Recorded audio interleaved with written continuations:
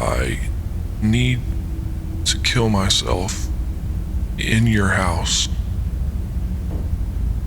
That's how I was introduced to Mr. Mercury Lewis. He rang my doorbell, shocking me out of an already restless sleep at 3:15 in the morning. I answered the door, and that was the first thing he said. No introduction, no slowly getting around to it. Straight to the matter at hand, pointing a pistol in my general direction. I'm not going to kill you if you cooperate. He walked in and motioned me toward the kitchen. Hey man, it'll get better, I poorly advised. No, it won't, unless I do this. And I'm sorry for this, but the spirit wants you to watch. Spirit? Now I knew that this man had lost his mind. What's your name? Mercury Lewis. I bought this house 20 years ago. A woman appeared on our doorstep. She introduced herself as Mary Williams. She insisted on coming inside to talk about life insurance. We told her we weren't interested, but she begged, saying she was being watched and that she would get a nominal fee for at least getting in the house. My wife saw no harm in it, so we let her inside. She talked about life insurance for a little bit, but it became apparent she had no clue what she was talking about. She asked if she could go get a drink of water. We told her where she could get a glass. She walked back to the kitchen. My boys came back in from playing outside with the neighbors. Mary Williams calmly walked back to the living room, stood in front of my family, and shoved a butcher knife into her neck as hard as she could, pushing it all the way through to the back side of her head. She fell back to the floor, writhing in pain, contorting this way and that, kicking our coffee table and knocking my wife's snow globes on the floor. My boys saw everything. They were only 10 and 12. I don't think they ever really recovered. I mean, how could they? I didn't. My wife didn't either. She took her own life. He paused and looked down at the floor. We called the ambulance, but by the time they got there, she had bled out and died. I tried to grab some towels and stop the bleeding. I didn't know if I should pull out the knife or not. I won't tell you what happened next, but you'll see. And now, it's my turn. It's a bargain. I do it and the spirit leaves my sons alone. You see, sir. By the way, what's your name? Jeff, I answered. Listen, we can get you help. There's no spirit. Please, let me help you, Mercury. I pleaded, but he ignored me and continued talking.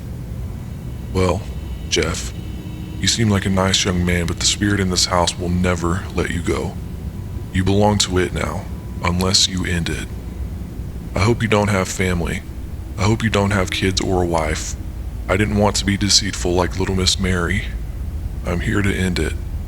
I walked here from my house, left my car. I didn't want anyone to trace my presence back to this fucking house. Take my advice.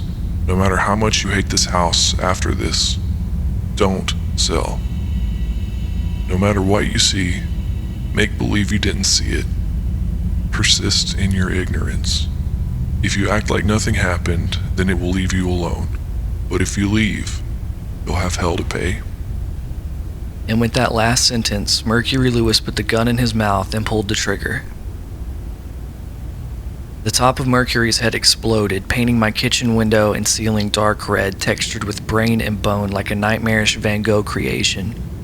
I didn't have time to make my case. He made his explanation and did his deed without any indecision. I was in shock. I went to call the police when all of a sudden the basement door violently flew open, banging against the chair molding.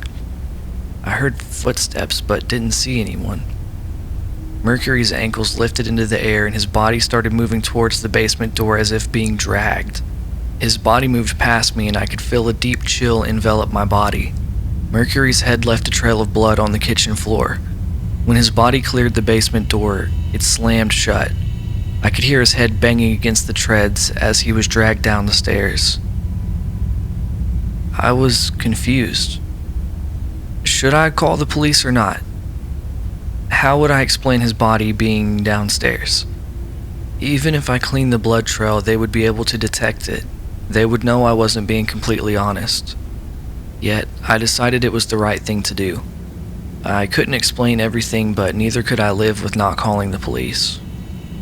I walked over to the kitchen cabinet where my cell phone was charging. As I went to grab it, the basement door opened again. A cool breeze began to flow. I was shivering with fear and a steady drop in my body temperature. Something smashed the phone and shoved it off the cabinet. It fell to the floor and shattered the screen. The basement door slammed shut. My body grew warm and the environment was a little more comfortable. I didn't call the police.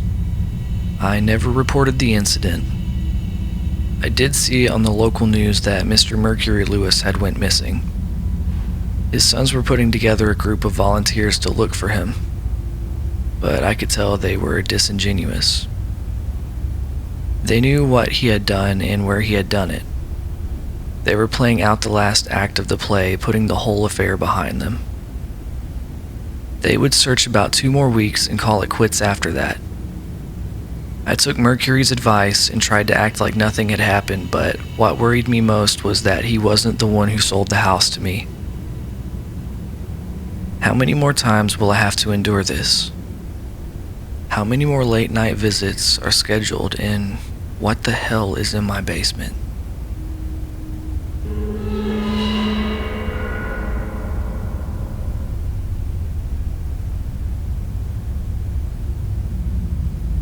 Jesse is a good boy.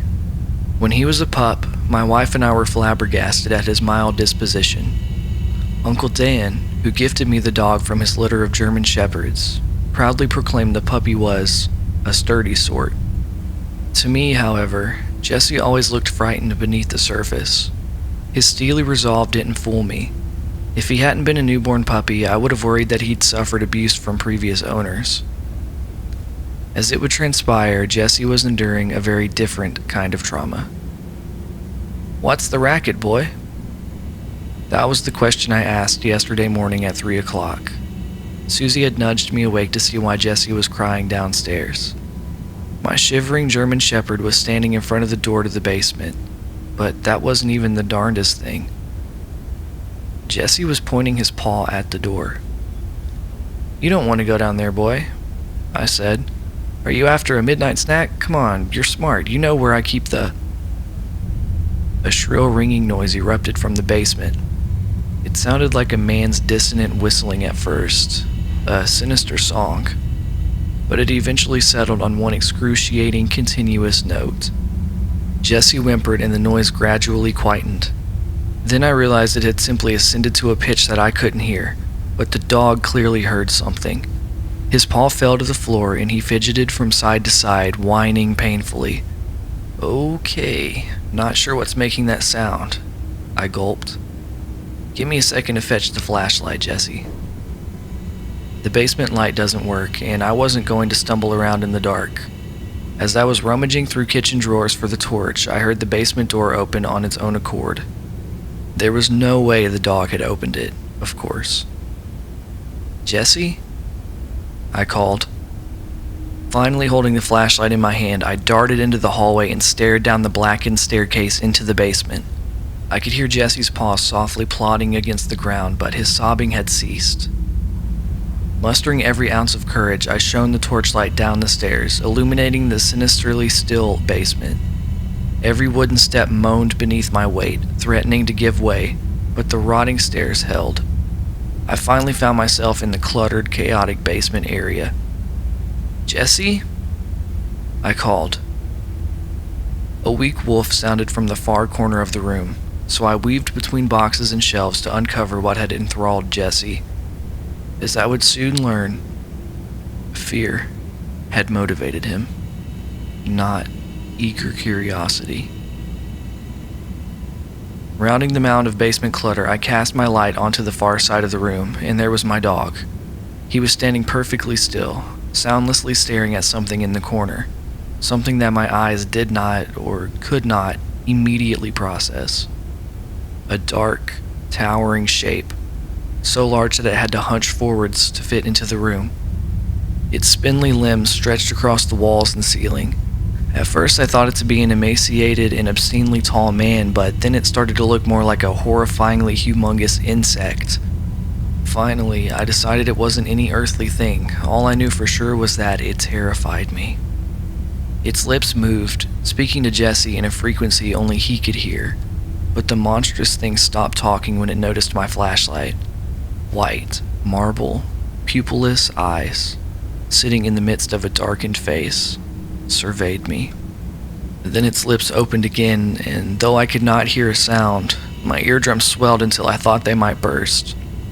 I screamed in agony, dropping the flashlight to clutch my ears. The basement window smashed, and my torch rolled across the floor, briefly illuminating the insect-like entity as it inexplicably seeped into the brickwork of my house. It slithered between cracks in a way that no living animal could. Jesse howled in terror, and I ran over to him, scooping up my torch on the way.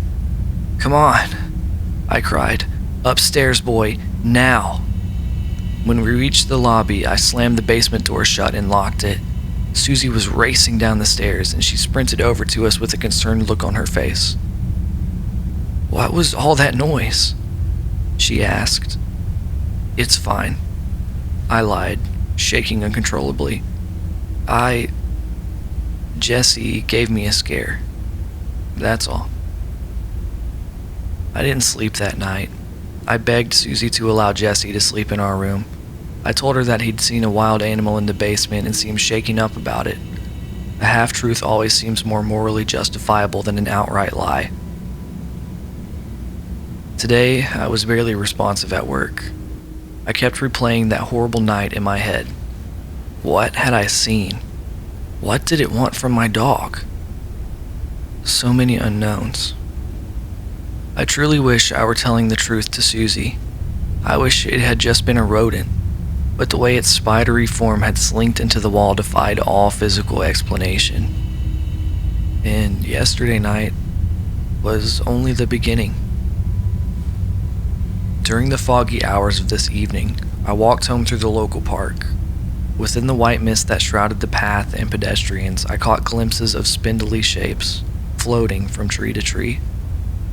Just your imagination, I told myself, trembling in fear. Then I started to notice unnerving behavior from passers-by.